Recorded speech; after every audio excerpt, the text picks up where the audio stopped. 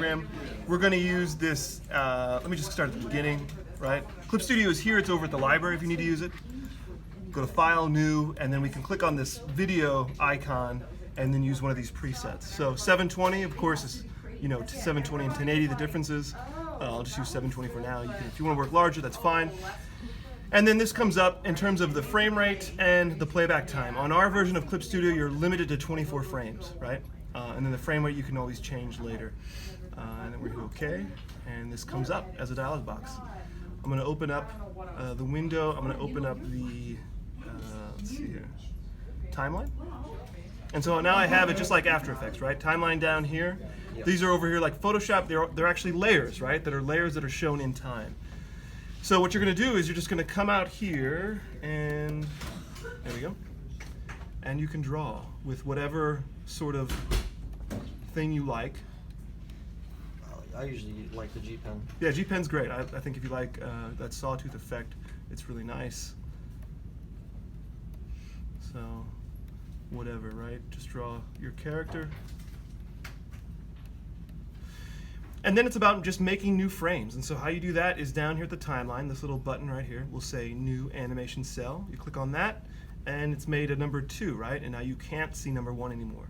To see number 1 again, just click on this, which is called onion skinning. And that shows you what you've drawn beforehand. And then you can respond to that to make the drawing, right? And then you just continue this until you get the drawing and the animation that you want. What's really great about this program is if you want to add something in between 1 and 2, you can just literally pull 2 over to the right, go back to 1 and hit this button again, and it's going to make 1A.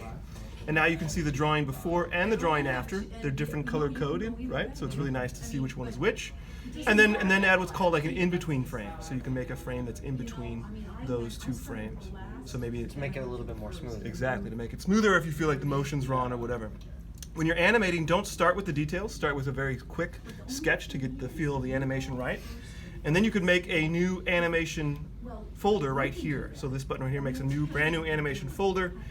And then you could make a new frame there. I'll pull this over here. And then you could actually like turn down the opacity maybe of this frame, of this folder, and then use this as your sort of like sketch version. Does that make sense? So like you could have go back over and just detail. Yeah, and then so you could do it that way. You could go back in and erase too, but it might be nice just to like use this as, make a really quick sketch to make sure the animation looks good, and then come back here and then make it like drawn the way you want. So maybe you add shading, maybe you colorize it, whatever you want to do. Does that make sense? What's also really nice is, let's say you make like a really intricate drawing, you just want to make slight, subtle changes to it. You don't have to redraw the entire frame again and again. What you can do is you can do this method where you hit this button right here, which is called Duplicate Layer. If that's not under your Clip Studio, it's under Layer, and it's right here. So Duplicate Layer makes a number 2 frame, right, over here. You didn't see anything that happened in the timeline. So I'm going to scrub forward 1 frame, I'm going to right-click down here and go to 2. And so now I have 2 access, and now I can make slight changes to, let's say, a very detailed drawing, right? And just kind of keep doing that. So make another duplicate frame. Oops, I think I made 2. Scrub forward, right-click, click on 3, and then slightly change it even more. So that's totally an acceptable way of working also. So now you have, turn off this back one. So it's being exploded. Yeah, exactly. So that's a way to do that. You'll notice it's not nearly as interesting as drawing the whole frame again, right? Because this part doesn't move, and it's kind of weird that it doesn't move. So we'll only have 24 frames for this project. Yeah, but I can show you a workaround if you want to know a workaround. You want to know a workaround? All right. So let's say you make a bunch of drawings. I'm going to come out here and make some more drawings. So let's say you're at your final 24 frames, but you actually need more. Anyone have a guess how you do that? How you pull this thing over? No, because you're limited. Like this program, it's the cheaper version, so you only have 24 you just frames. Make another project and add to it. Oh yeah, exactly. You're gonna make another folder, right? So you make a new animation folder, a new frame, so that you have a 1 frame here, and then if you want to, you can again turn down the opacity here if it makes more sense for you, and then come to this new folder, make the changes you want to make to keep the frames going. And then just literally pull this one over here, and then turn off folder 1, and then just keep working here. Does that make sense? So it would add to that same timeline? It's adding it, but it's now stacked, and so now at the final, you just got to make sure you export them separately. So after you, let's say you make 24 drawings again, right? You would turn off everything but this folder and then export the animation as a movie, and then turn this one, and then after you export folder 2, turn on folder 1, file, Okay. export just animation, and then bring them together. Put them in an editor. Exactly. You can't Exactly.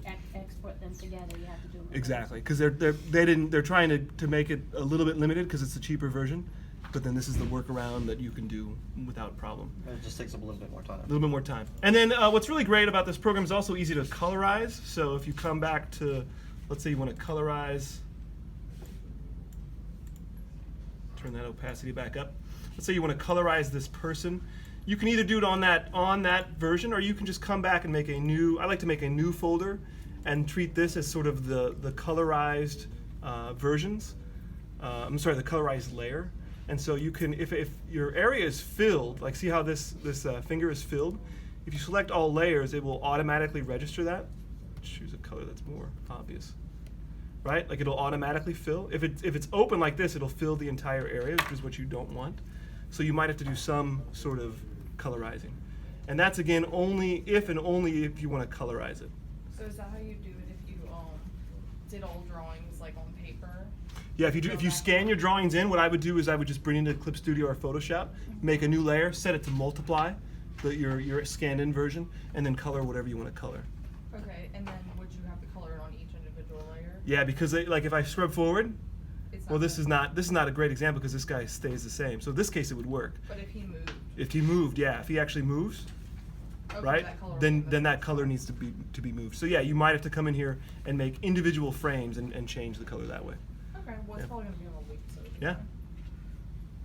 And then we can use rotoscope if we'd like. Yeah, so if you have a video, if you make sure you change the frame rate first, so something like in After Effects, change it to 8 or 10 or 12, Okay. render that out, small snippet, and then you can bring it into Clip Studio or Photoshop and draw on top of it. You could trace, you could also just make the video actually change, right? All right. Yeah. Anybody else? Sound good? I just